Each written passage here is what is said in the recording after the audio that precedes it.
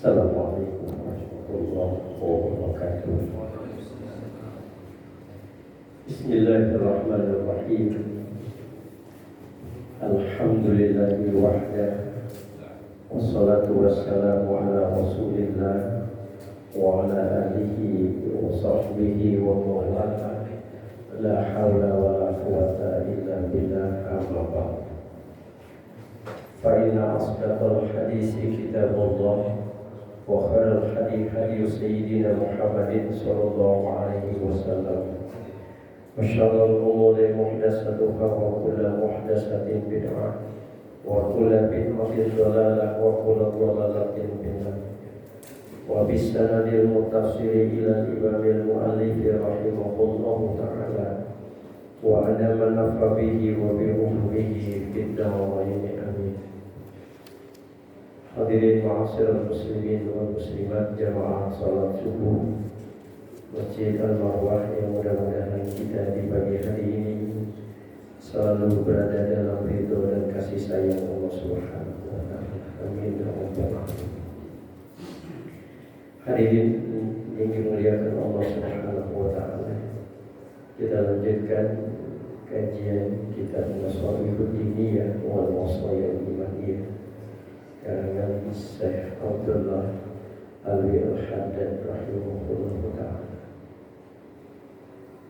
Bismillahirrahmanirrahim. Wa fil hadisi al-qulubu arba'atun qalbun ajradun fihi sirajun yuzhiru fadzalika qalbul mu'min wa qalbun aswadun mun'akisun fadzalika qalbul kafir wa qalbun marbutun ala ghilafihi fadzalika qalbul munafiq wa qalbul musbahun fihi imanun wa nifaqun.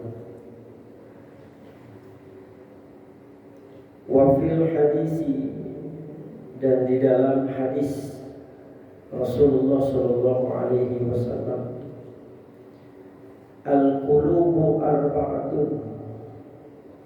Jadi Rasulullah sallallahu alaihi wasallam menyatakan di dalam sebuah hadis, al-qulubu arba'atun. Hati itu ada 4. Yang ada di dalam diri manusia itu terdiri dari 4.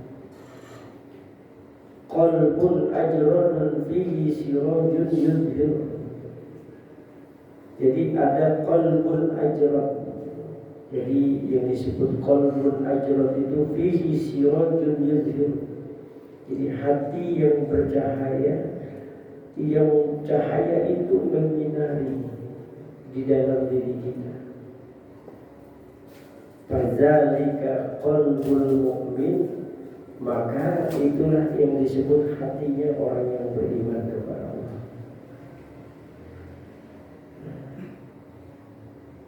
Perlu dijelaskan bahwa hati ini ada 2 pengertian. Jadi apa yang Rasulullah pernah katakan, inna fil jasadi mudghah. Di dalam jasad kita ini ada segumpal daging. Fa'idha soluhat, apabila baik ini daging, maka baik semua amalan kita. Tapi wa ija fasadat, apabila ini rusak daging, maka rusaklah semua amalan kita. Ala wahiyal qalb, maka ketahuilah itu yang disebut dengan hati. Jadi hati ini ada 2 pengertian qalbu itu. Jadi hati yang dalam artian jasmania, ada yang dalam pengertian rohania. Itu hati. Orang sering menyebutnya daging yang ada di tubuh kita ini disebut dengan hati itu ada berada di sebelah kiri, sebelah kiri halus ini. Tetapi yang dimaksud dengan hati yang secara Ruhaniyah itu yang disebut dengan qalb, yang lebih kepada hal-hal yang bersifat spiritual. Nah, itu yang tadi dikatakan Rasulullah, fa'ija saluhat, apabila ini baik maka baik semua. Kenapa? Karena ini sebagai wadah tempat hidayah yang Allah datangkan kepada kita. Ini hati.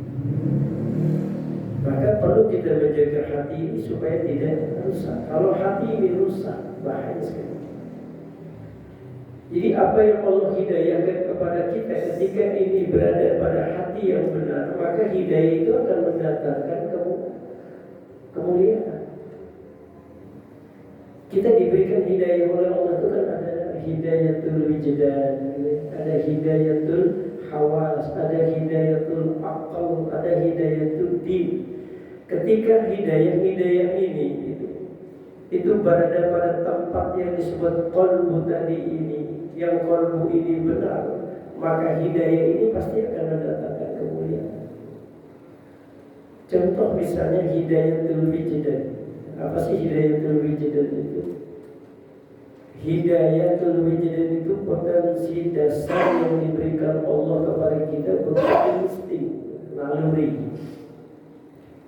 Ini ketika Allah berikan naluri kepada kita yang disebut dengan hidayatul wijdan tadi, ketika berada pada qalbun ajrad, hati yang bercahaya, maka hati yang tadi ini yang menjadi tempat hidayah, maka ini akan menghantarkan pada kemuliaan.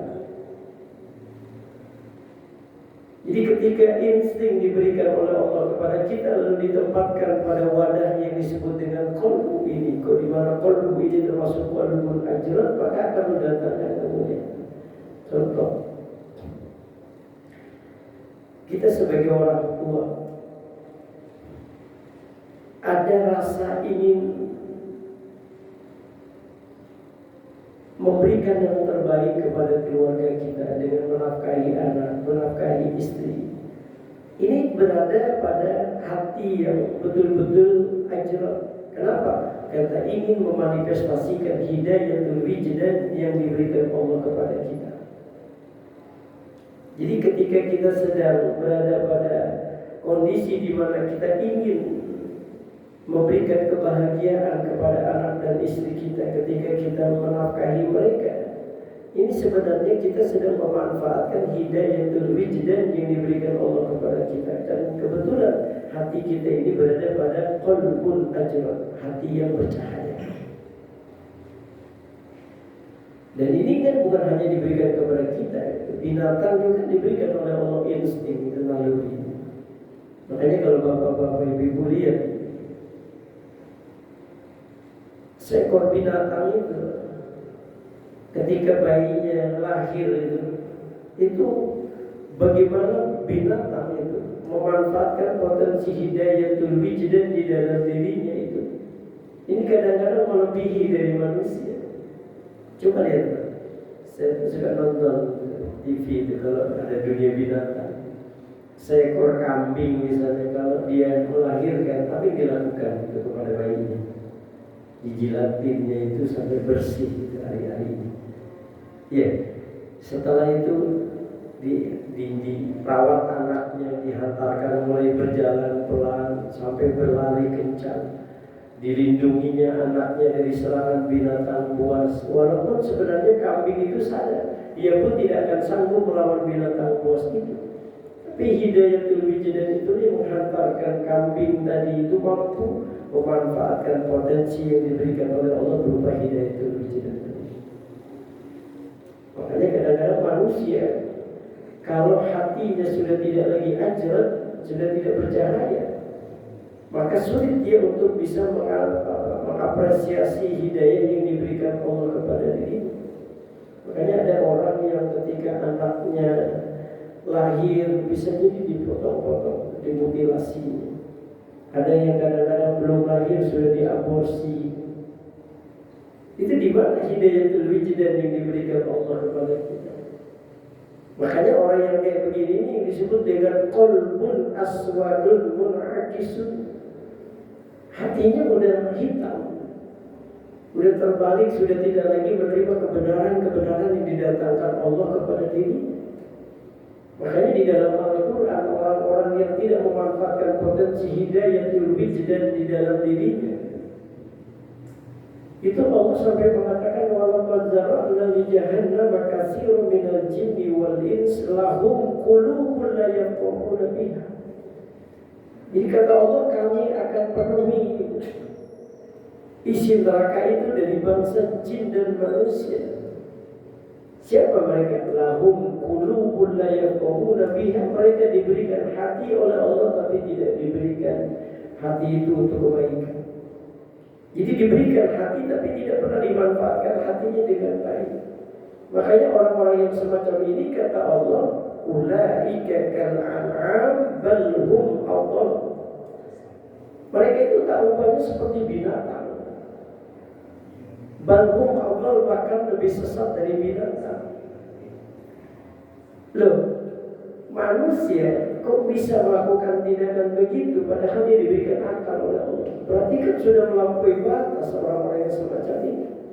Binatang saja yang tidak diberikan akal oleh Allah, tapi dia mampu melestarikan habitatnya di tengah-tengah kehidupan. Makanya orang kalau sudah di luar batas, di mana dia sudah tidak lagi memfungsikan dirinya sebagai manusia yang seharusnya merawat hidayah, lalu kemudian memanifestasikan itu dalam kehidupan, mereka dianggap sebagai ulaika kal an'am, bahkan mereka seperti binatang yang sesat. Seperti itu. Maka qalbun ajran, hati yang bercahaya. Jadi setiap hidayah yang didatangkan oleh Allah mampu diaktualisasikan untuk bisa meraih kemuliaan-kemuliaan di sisi Allah Subhanahu wa taala. Ada lagi hidayah yang disebut dengan hidayatul hawas.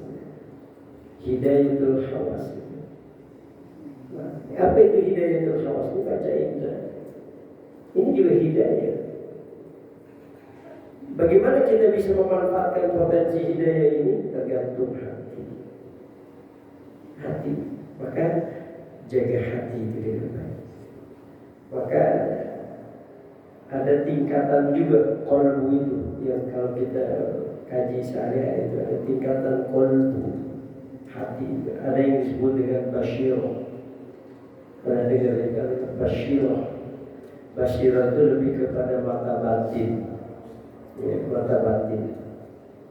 Jadi fungsinya basyirah ini membedakan mana yang hak dan mana yang batil. Itu basyirah. Jadi kalau Bapak melihat ada sebuah kebaikan dan keburukan, itu biasanya basyirah, mata batin kita. Yang kedua ada namanya domir. Domir itu bahasa kita moral. Domir ini yang nanti akan melaksanakan apa yang ada dalam basyirah. Jadi kalau kata basyirah benar, maka domir ini yang akan mengeksekusi kebenaran itu. Nah, itu namanya qalbun domir, hati yang ada di dalam hati kita. Kemudian apalagi fuad. Jadi fuad ini jadi semacam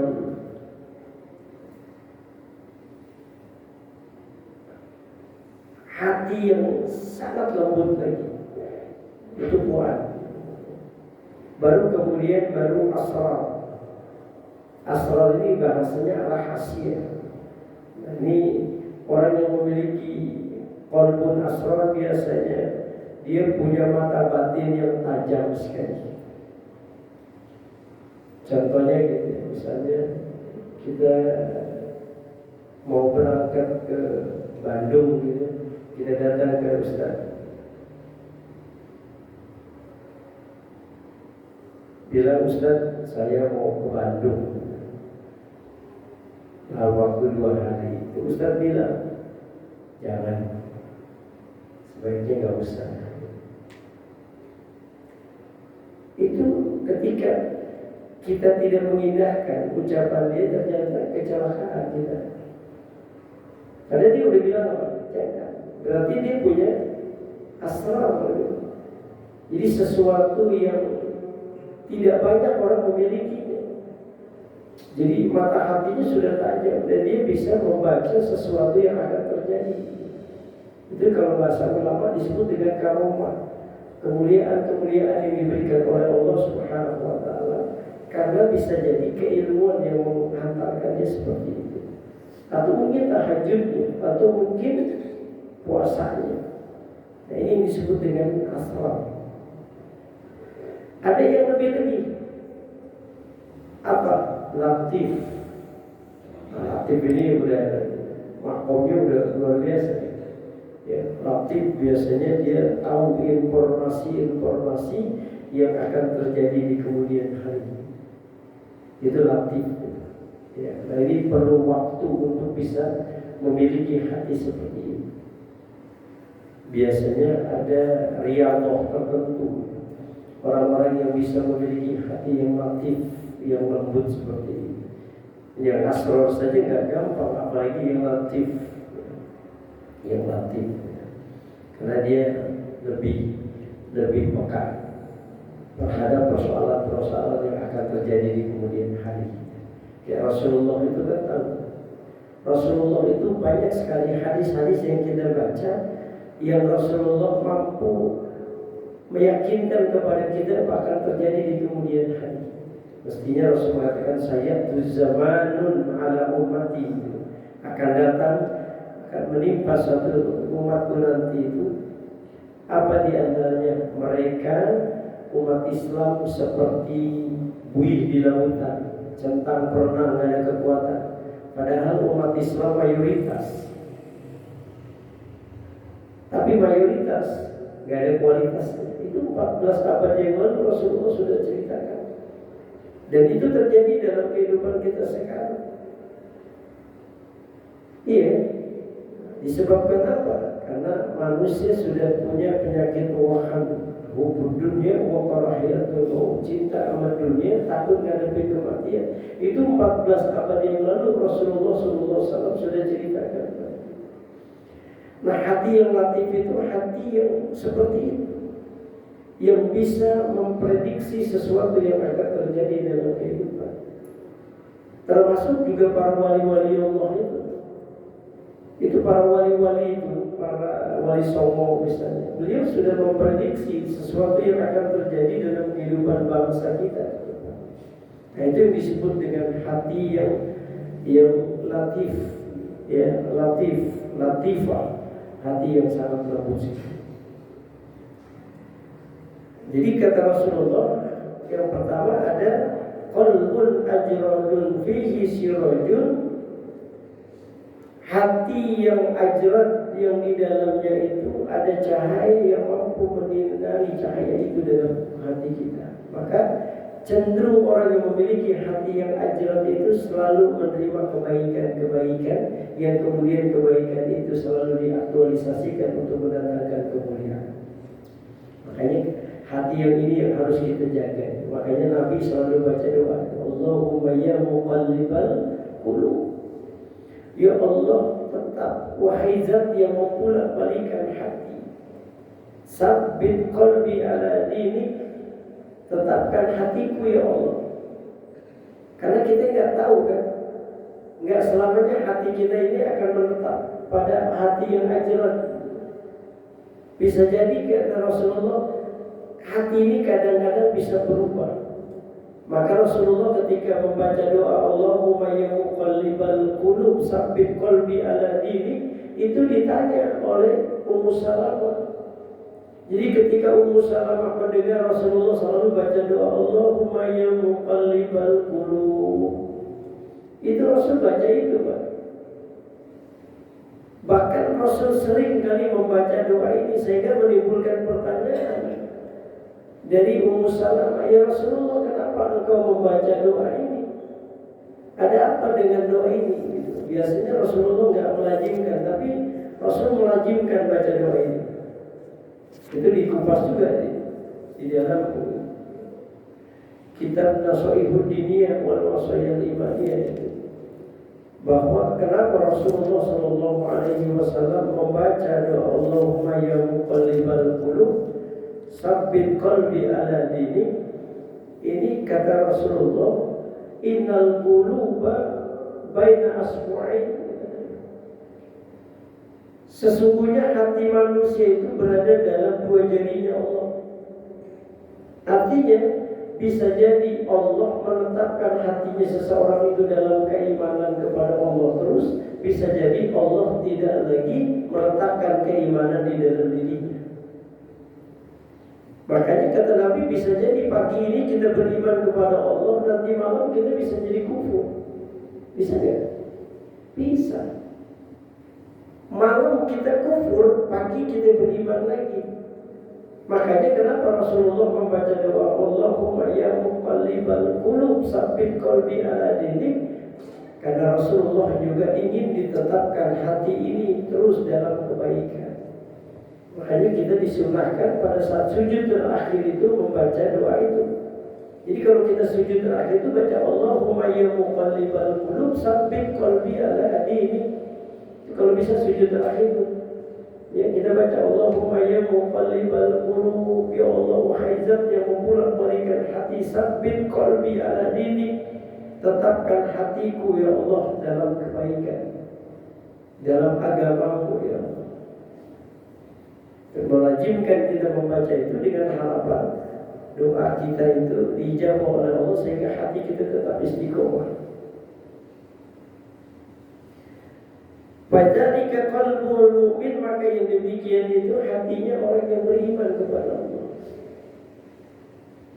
Wa qalbun aswadun munakisun. Yang kedua ada qalbun aswad, hati yang hitam. Munakisun yang terbalik.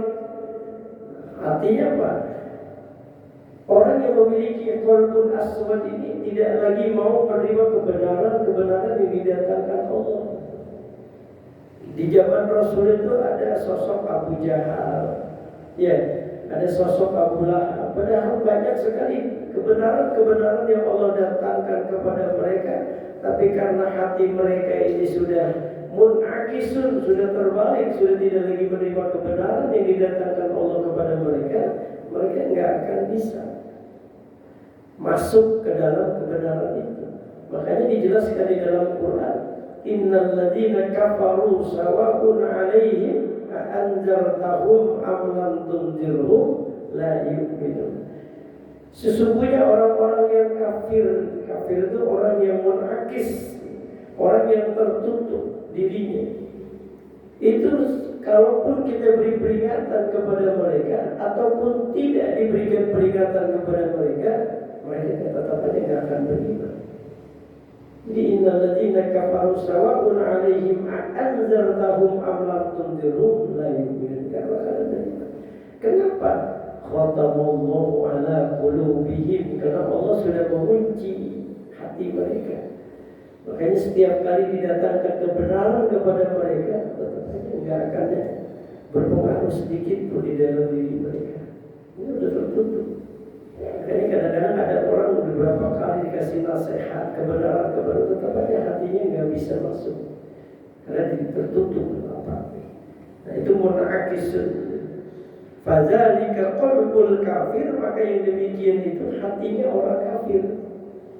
Makanya orang-orang kafir itu nggak bisa. Makanya di dalam Al-Quran disertakan bahwa orang-orang Nasrani, orang-orang Yahudi itu tidak akan mau ngikutin kita. Iya, nggak akan ngikutin kita sekalipun kita berusaha untuk memberikan pengertian kebaikan kepada mereka. Makanya dikatakan lan tardo ankal yahudu wan nasara hatta tattabi'a millatahum. Mereka nggak bakalan ridho. Orang-orang Yahudi, orang-orang Nasrani nggak bakalan ridho sama kita sampai mereka itu mempengaruhi kita sampai kita mengikuti mereka. Wala tardo ankal yahudu wan nasara hatta tattabi'a millatahum, sampai kita baru ngikutin agama mereka, itu baru mereka mau. Bisa. Kenapa? Kafar, tertutup berarti. Wa qalbun marbutun ala khilafihi fadzalika qalbul munafiq. Dan hati yang marbut, yang terikat ala khilafihi, atas luarnya. Jadi ini hati qalbul munafik, hati orang yang munafik. Orang munafik ini orang yang hatinya itu tidak membenarkan, walaupun tingkah lakunya seolah-olah ada pembenaran. Yang munafik. Nah, munafik ini ada dua. Ada munafik i'tiqadi, ada munafik amali. Jadi ada munafik i'tiqadi. Yang dimaksud di sini qalbul munafik ini adalah munafik i'tiqadi. Jadi orang-orang yang berusaha masuk Islam tetapi tujuannya adalah untuk menghancurkan Islam. Tidak ada sedikit pun kebijakan-kebijakan yang dimunculkan itu yang memberikan kemenangan terhadap umat Islam. Bahkan sebaliknya, mereka selalu mendiskreditkan umat Islam. Dan ini bukan hanya pada zaman sekarang, zaman dulu itu sudah mulai muncul. Di zaman Rasulullah Sallallahu Alaihi Wasallam ada. Di zaman Utsman bin Affan itu yang terkenal. Zaman Utsman bin Affan itu ada yang namanya orang munafik i'tiqadi, namanya Abdullah bin Sabah. Ini orang Yaman. Ya, orang Yaman yang masuk ke dalam Islam, tapi tujuannya adalah untuk menghancurkan Islam. Ini disebut dengan munafik i'tiqadi. Jadi dia hanya untuk mencari keselamatan saja dalam Islam, tapi tujuannya adalah untuk menghancurkan Islam. Makanya ayat-ayat di dalam Al-Quran itu banyak menyoroti orang-orang munafik i'tiqadi. Maka di dalam Al-Quran Allah katakan, wa minan nasi may yaqulu amanna billahi wa bil yaumil akhir wa ma hum bimu'minin. Allah bilang sebagian mereka Muhammad, ada yang beriman kepada Allah, ada yang beriman kepada hari akhirat, wa ma hum bimu'minin, padahal dia enggak beriman kepada Allah. Mereka enggak beriman kepada akhirat. Itu hanya ucapan-ucapan mereka saja di bibir, tetapi tidak masuk dalam hati. Ini orang-orang munafik i'tiqadi. Makanya orang-orang yang seperti ini yang Allah katakan dalam Quran, innal munafiqina fid darkil asfali minan nar wa lan tajid lahum nasira. Sesungguhnya orang-orang munafik i'tiqadi fid darkil asfal, Allah akan tempatkan dia di neraka yang paling dalam. Walan tajidalahum nasira, dan Allah tidak sedikit pun memberikan pertolongan kepada mereka. Itu orang munafik. Ini cirinya orang munafik itu kata Allah Quran. Allah bilang, wa idza laqul ladzina amanu qalu amanna wa idza khalu ila syayatinihim qalu inna ma'akum innama nahnu mustarjibun. Itu orang-orang munafik itu kalau mereka ketemu kita, orang-orang yang beriman kepada Allah, mereka bilang apa? Amanah, saya beriman kepada Allah, saya beriman kepada Nabi Muhammad, saya cinta kepada kalian semua. Itu ucapan orang-orang munafik. Tapi wa idza khalu ila syayatinihim, kalau mereka sudah kembali kepada kelompok-kelompok mereka, apa kata mereka? Qalu inna ma'akum, sesungguhnya kami itu akan selalu bersama dengan kalian. Saya cuma memperolok-olok orang yang beriman saja. Jadi ucapan-ucapan yang dia mengatakan, saya beriman kepada Allah, saya beriman kepada Rasulullah, saya cinta kepada kalian kaum muslimin, itu hanya sekedar olokan-olokan mereka yang mereka katakan kepada kelompok-kelompok mereka, innama nahnu mustarjibun, kami cuma perolok-olok mereka. Itu orang-orang munafik itu berbahaya. Makanya orang munafik itu musang berbulu domba. Dia baik di depan kita, tapi kadang-kadang dia menusuk dari belakang. Ini orang munafik itu. Maka hati mereka itu begitu. Bahkan kalau kita runut dalam sejarah, itu Abdullah bin Sabah itu yang aktor intelektual di zaman Sayyidina Utsman bin Affan itu, sampai kemudian melahirkan perang Siffin, perang antara Muawiyah dengan Sayyidina Ali yang kemudian berimplikasi kepada lahirnya firqah-firqah, sekte-sekte, aliran-aliran dalam Islam yang jumlahnya 73 golongan. 73 golongan itu implikasi dari perang antara Muawiyah dengan Sayyidina Ali. Jadi Syiah terbagi berapa dalam satu pemikiran. Syiah itu ada 40 sekte, sebagian yang dikatakan. Jadi banyak tuh Syiah, ada Syiah Sabaiyah, ada Syiah Isna Asyar, ada Fatimiyah, ada Zaidiyah, macam-macam. Ada lagi yang disebut dengan Khawarij. Khawarij itu paham yang suka mengkafir-kafirkan umat Islam. Jadi kalau Bapak ketemu ada orang yang suka mengkafirkan umat Islam, itu bisa jadi Khawarij. Sekarang itu udah muncul lagi namanya Neo Khawarij. Neo Khawarij tahu siapa itu? ISIS. ISIS itu di Timur Tengah itu disebut dengan Neo Khawarij. Kenapa? Karena mereka selalu mengkafirkan umat Islam. Bahkan mereka gak segan-segan membunuh umat Islam yang tidak sepaham dengan mereka. Nah, ini orang munafik. Jadi ternyata berbahaya sekali kehadiran mereka itu. Nah, kemudian apa yang ketiga? Wa qalbun musbahun fihi imanun wa nifaqun. Ada hati yang masih berada pada dua, kadang beriman, kadang munafik. Kadang beriman, kadang munafik. Adakah hati begitu? Ada. Siapa? Orang yang beriman kepada Allah, tetapi karakteristik sifat orang munafik masih ada. Dia beriman kepada Allah, tetapi karakteristik orang-orang munafik itu ada. Misalnya kata Nabi, "Ija hadasa kadzaba." Kalau